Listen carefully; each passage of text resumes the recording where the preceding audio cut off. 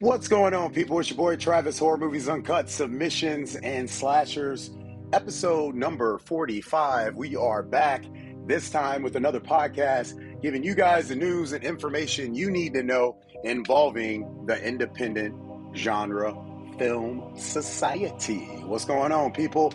It is Wednesday, December 6th. Happy mofo holidays for y'all. Ho, ho, ho's and all of them things. This podcast was actually done 2 days ago and then found out when editing, completely mess up on the sound. Nothing was working sound-wise. So that's another reason why your boy needs to go back, get another microphone back into the mix. With so much traveling, broken so many microphones trying to do podcasts at Airbnbs and in other places, microphones getting broken in the airport. At the Airbnbs, so much stuff that I'm like, all right, I need to get me a new microphone for the home setup so we can keep this going for you guys. But episode number 45, first and foremost, as always, you know where to find us. Main website, the illustrious family known as Horror Movies Uncut, HMUNCUT.com. That's also where you can find us on all the social media outlets at Human Cut. That's where Submissions and Slashers home base is located. On today's episode, we'll be talking about the new action film from John Woo, Silent Night. Got a chance to see that last week when it came out. Going to give you some quick thoughts on that. Of course, we got weird news from last week that we need to drop on you guys because that's a wonderful segment here on Sub and Slash. We'll be talking about the holiday horror film to watch. This is a little segment that we'll be doing the entire month, giving you guys some films that maybe you have seen or haven't seen in a while or never even heard of that involve holiday horror. So looking forward to giving you guys an update on that. We got the big budget action thriller to see for this week. Indie film shout out From Below the Grave. And you know the deal, folks. What the hell is streaming later this week as well? So episode number 45, we're going to try to keep this guy nice and quick, just like the previous recorded version. But don't you go anywhere. Find us Spotify, YouTube, hit all those outlets. Make sure you hit those subscribe buttons so you know instantly when a new episode is up. We'll be right back. Don't go anywhere. We're coming right back with a review for the film Silent Night. It's John Woo's new film. John Woo's new film. All right, people, welcome back to episode number 45, Submissions and Slashers podcast. Rolling through this Wednesday afternoon, December the 6th. You know the deal, folks. Follow us at HMUNCUT.com for all your independent genre needs. So, a little bit more big budget action film. You know how we get down, folks. We love making sure you guys are aware of the action films. And sometimes people are like, Travis, why are you always talking about action films on your horror website? And it's because it's a genre website. Even though it's called Horror Movies Uncut, like we really cater to genre films, and the two biggest genres are action and horror. So we want to make sure, you know, and then of course, the comedy can be added to either one, romance can be added to either one. That's where you get your thrillers, really engaging. So got to make sure that I'm always giving you guys any updates on any of the big time or even small time action films. Still have not seen Godzilla. I'm trying. There's a lot going on this week. Gonna try to get there before the next episode, though, so I can give you guys thoughts on there. I've heard nothing but great stuff, and I wouldn't expect anything less, to be honest with you, because it looks great. But starring Joel Kinnaman, the new John Woo film, which is Silent Night. The film is about a man who's celebrating Christmas morning with his wife and his small son. There's this crazy gangland violence going on, drive-by shootouts going on, two cars shooting each other. It's a Cadillac Escalade and a Mitsubishi Evo, Lancer Evo. Looks like it was probably about like a 2015 or 16. They're shooting each other up. Stray bullet hits the kid, kills him. You get all that from the trailer, right? He also gets it. And it's kind of like coming back from death, one-man army type film like we talked about a couple weeks ago with Silent Night. Everyone's great in the film. Kid Cudi is in the film. He plays this detective, this strange detective with probably the funniest gun posture I've ever seen in my life. He was like Damon Wayne's handyman walking around in the movie. It's probably bad for me to say that, but hey, I think you guys will get the visual right off the bat. Um, so anyway, in the film, the goal is for this father to spend almost an entire year learning how to enact revenge on this gang that killed his son. And of course, there's all types of things that happen. You know, these movies are very similar to anybody that's dealing with any type of comeback from death, you know, whether it be a monster film or some drug thing or anything like that. So you're always going to see the person kind of go down a downward spiral, and then you're going to see how it affects the ones that are close to them. But what's really going to make or break the movie for you folks is the execution of kind of the underlying tone and premise of the film. And depending on how you engage with that is going to really depend, I feel, if you like the movie or not. Me personally, the action was exactly what I wanted it to be. So much more the rest of the movie was not. And it made it somewhat of a hard watch throughout the course of it because you kind of get the idea. I loved how the film set you up right into the middle of it, but you kind of get an idea from the start of what's going on. I mean, even from the trailer, you really know the entire premise of the film. So that's why the main thing that happens in the film is going to make it or break it for you. And that's just not involving the action or anything like that. It's involving actually the execution of the script and the direction of the film. There are films, and I am going to eventually come up with a name for this. You guys see No Gen? No Gen's the new name I got. That's for the movies that have no origin film. This is a No Gen film. These sequels that are coming out of nowhere, right? We'll get on that probably next week. But go on Horror Movies Uncut website today. Read one of the articles we posted this morning. You'll totally get the No Gen situation. But with these films like Silent Night, there's kind of an audience that's been created even before the pandemic, especially in horror and sci-fi, that tends to really, really like the engagement of these films and how they're laid out. So it's going to really determine if you like those films or not. I think entertainment-wise, a lot of people are going to just really dig the splatter and the blood gore that they see in Silent Night, but there's so much of the movie that they're going to be wanting so much more to happen that it's just going to inevitably draw them kind of down in their rating, just like it did mine. So I would say I feel like The Big Green Machine might be the better big action film to see in theaters, especially because it's Christmas time and you want to go see something in theaters in between your shopping and stuff like that. But it's, you know, it is a holiday movie. They got all the elements of a Christmas film in there. I'm going to definitely rewatch it next year and see if it kind of can be added to that, you know, Die Hard Gremlin style of action and horror genre holiday movies, but we'll see. 2.5 out of 5 stars is what we gave it on Horror Movies Uncut. Be curious to know what you thought of John Woo's new Silent Night. All right. So we're going to come back, talk about the holiday film we are going to recommend that you guys check out, and then jump into some weird news of last week and all those other things. So don't go anywhere. Real quick, episode number 45, Submissions and Slashers Podcast. Hit all them buttons and give us money. We be back. Welcome back to the Submissions and Slashers Podcast, episode number 45. Big honor to talk about certain films that I deem as classics, not just for times of seasons, just for the overall film industry. And, you know, it doesn't surprise me when I hear a film like this has not been seen by a lot of people, especially when I know that it spawned so many different films that some films were even close to the title, which could have caused this film to get overlooked. So we just talked about Silent Night, right? Well, back in 1972, there's this American slasher film called Silent Night, Bloody Night. Okay.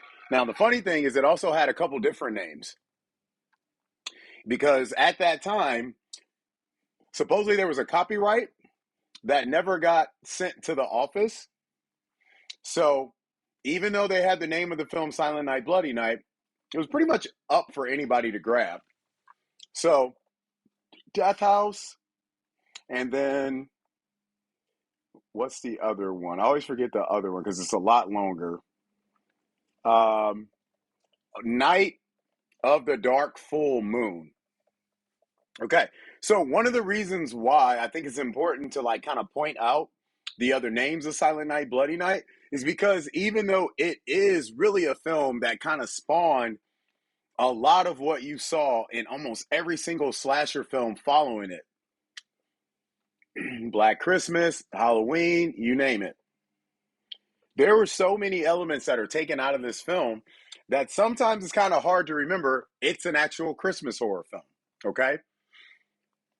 The Butler residence, Wilford Butler, right? That's the name of the residence. Anytime you have a film that somewhat can be turned into a franchise, there's always usually a name that's involved in the franchise, right?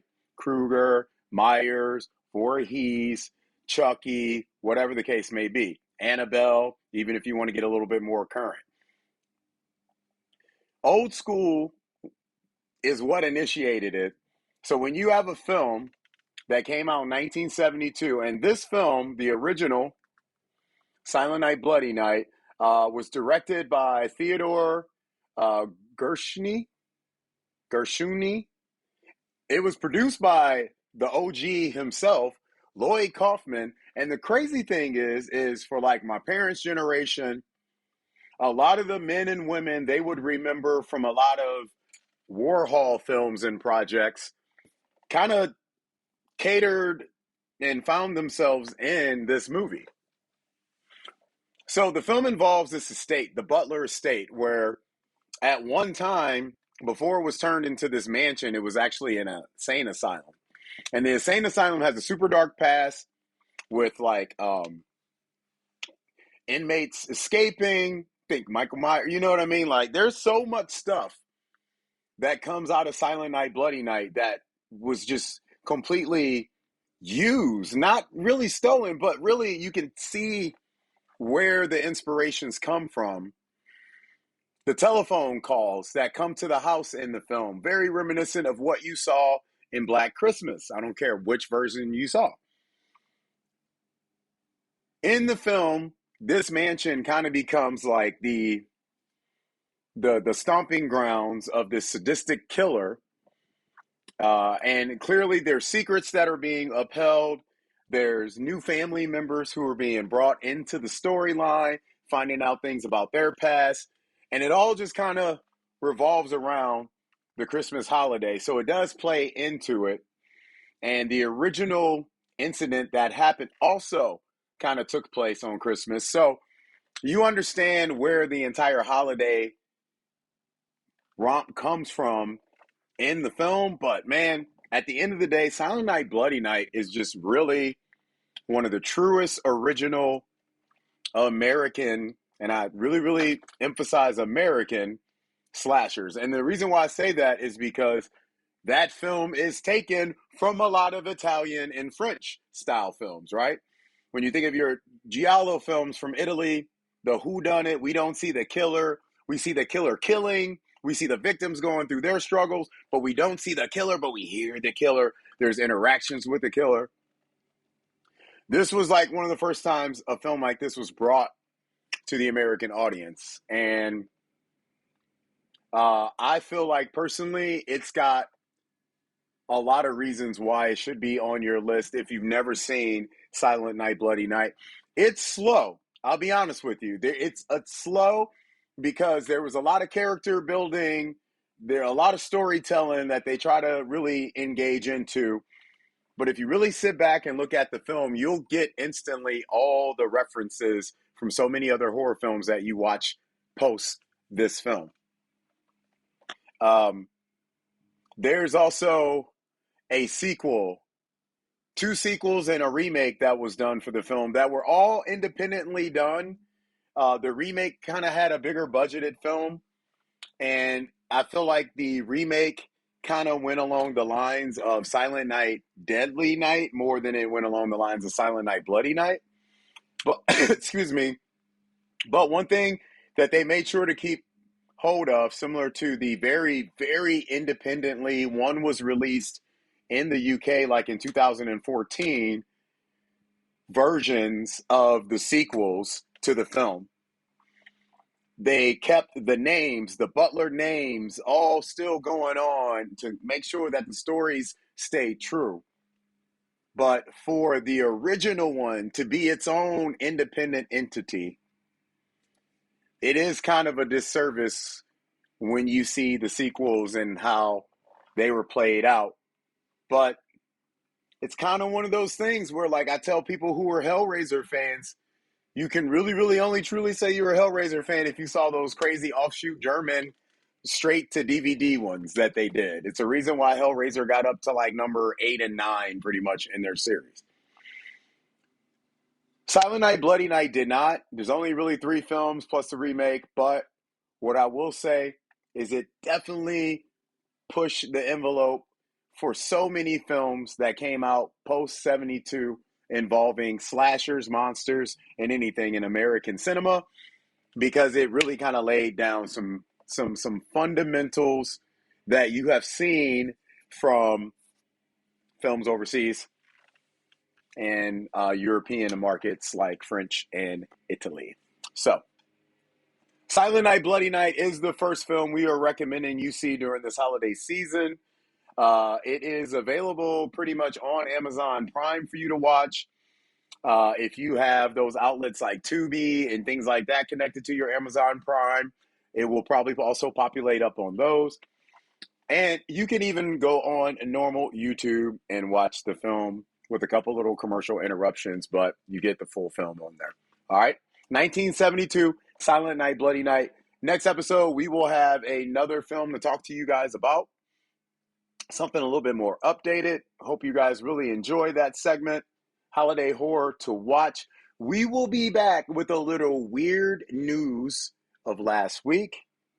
And we'll continue on with this episode number 45. Submissions and slashers. Don't go anywhere.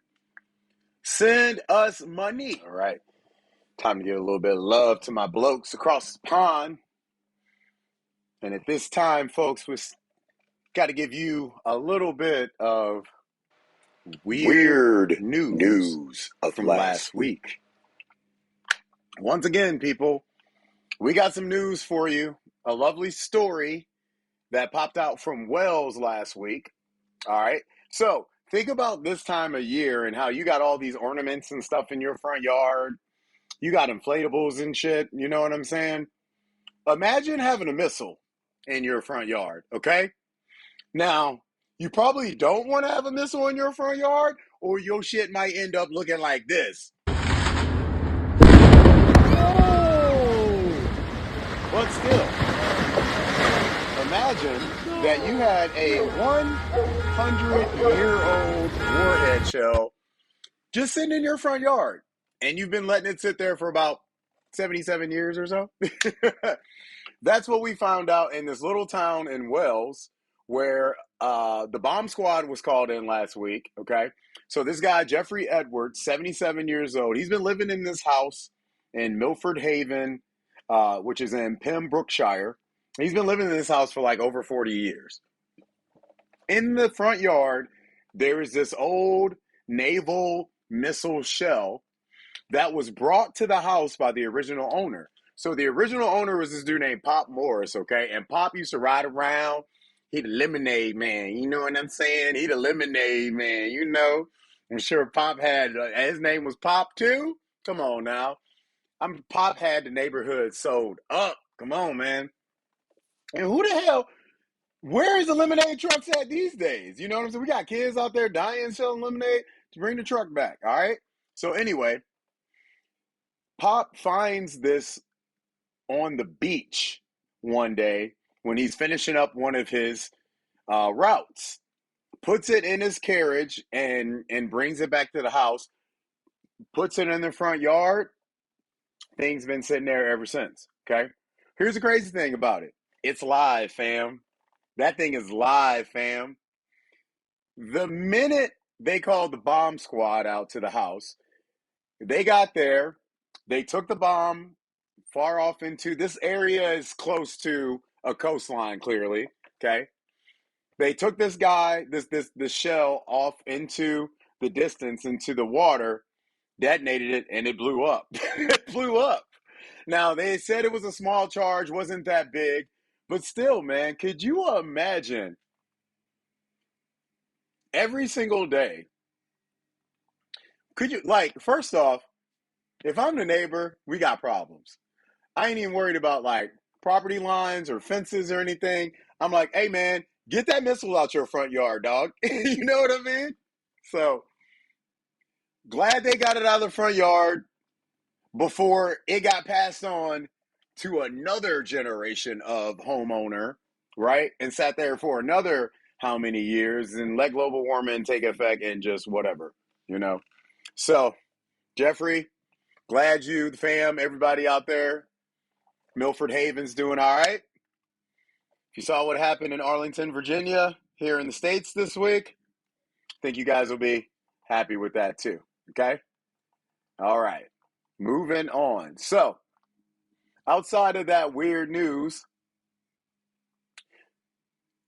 the big budget action thriller to see this week is going to be on Amazon. Make sure you find us at Horror Movies Uncut at HMUNCUT, baby. That's what you need to find. Follow, click all them subscribes, follow buttons, and send us copious amounts of money. If you're a Batman fan, it's right up your alley. If you are an animated holiday fan or just an animated film fan, probably is going to be right up your alley as well. And if you're looking for just a little something different for possibly your kids to watch on the holidays or yourself, kidults. I think that's a new thing that I heard today. It's like kidults, which are like adults who still act like kids or something. Y'all need to stop coming up with all these fucking nickname fams. Just call the motherfucker immature and like let's move on with our day. But it's just weird. Everybody's got like, if you have the term, I guess that means it's acceptable. I don't know. Still trying to figure it out. Also, kind of don't give a fuck. All right. But anyway, Merry Little Batman is a little holiday Batman film that's going to be on Amazon Prime this week. The film follows Damian. And if you are not familiar with kind of where Batman is in the history of comics and animation and stuff like that, he has a son named Damian. It's also my son's name, not by choice. You guys know who my son Damian's named after, okay? Hun, hun, hun, hey, hey, hun, hun, hey, right? Um, but Damian is at Bruce Wayne's manor while, Pops is out in Gotham Christmas Eve night, putting some work in.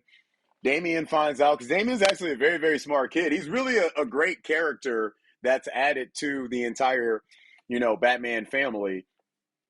He finds out that there's some plot out there to kind of like heist Christmas. You know what I'm saying? So it's and that's why, it becomes like that true kid type of film, because it's like the Christmas caper type movie, and Damian's here to save the day for us because dad's out there handling, Penguin and everybody else and whatever. So I'll check it out. I know my son will check it out too.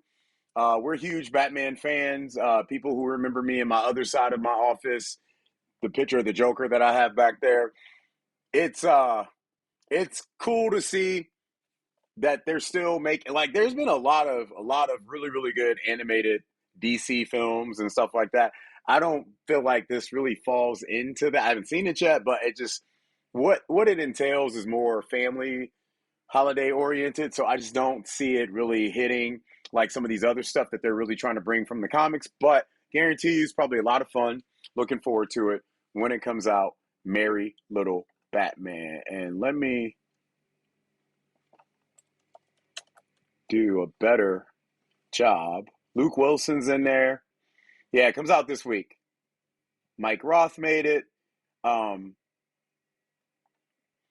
The animation, I'm not super big on because it reminds me of like the animation for the film The Tick or the show The Tick. And I was never really a big fan of that style of animation. So, we'll see. All right. That is your big budget action thriller to see.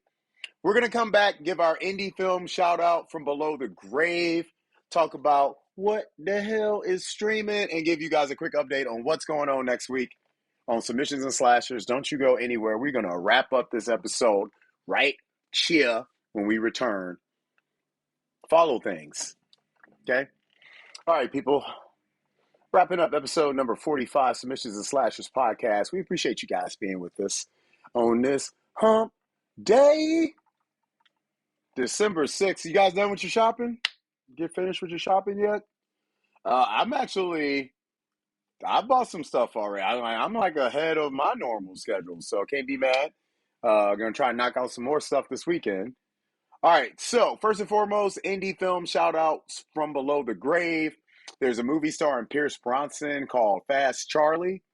I'm actually looking forward to Fast Charlie. It's one of those films. Let's see. It's an action film, of course. It is directed by Philip Noyce. That's right. Okay. So pretty much it's one of those like Ray Donovan type movies. Like he's a fixer. He's got to turn in one of his, catches to his clients, but somehow the head is missing. And you don't get that full payment without the full body, son. And so, of course, that kicks off just a big slew of things. I'm hoping that I get a chance to see this one in the next couple days. Also, it is on one of my lists to see. There's a couple reviews for it out there, so we'll try to pop a review out on Letterboxd and IMDb for you guys to get a chance to see our review for it too. But it looks pretty basically, it looks pretty straightforward, man. Pierce Bronson has made a living in films like this, not even involving his time as James Bond. If you think of films like Thomas Crown Affair and stuff like that, it is right up the alley of movies like that from what I'm engaging from the trailer and everything that I've heard so far. So we are recommending you give that a look. That comes out this weekend as well. So if you are not wanting to see Merry Little Batman and you want to kind of get away from some holiday stuff and just get back to a normal, straight up in your face, either action or horror film, we would say go the action route. Check out Fast Charlie. It's going to be pretty much playing on all outlets for streaming. And I believe if you go on your Fandango, you should be able to find a couple limited theaters that will be playing it as well. Okay? What the hell is streaming next week? Who in the hell could that be at this hour? I tell you what, it sure as hell better be Ed McMahon and Dick Clark.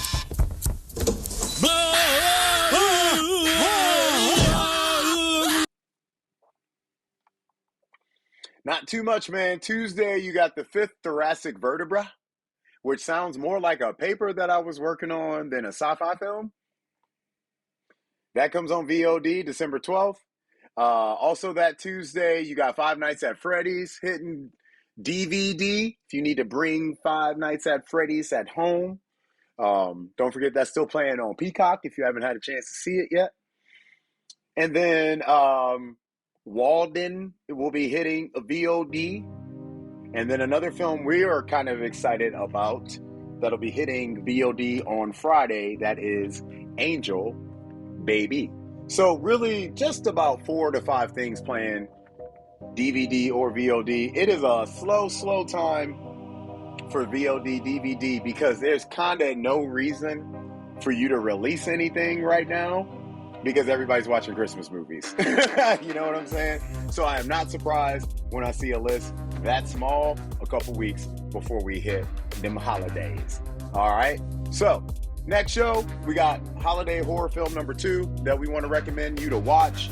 try to have a review for Godzilla. We'll have some more updates and news about some things that have trickled in within the last 24 hours. We'll try to get that one up over the weekend. Like I said, we wanted to get this one up yesterday, had complete audio fucking issues. I'm going to strangle myself if this has audio issues when I get into the editing. But other than that, folks, you know where to find us at HMUNCUT. If you're on Spotify or even YouTube, search Submissions and Slashers. You'll find us there as well. We post every episode on our website, including all the news and interviews you need to know in regards to the independent film genre. So don't go anywhere until the next episode. Actually, go wherever you want to right now. Nice talking to you guys. Episode number 45. We'll be back. That is it. We are out.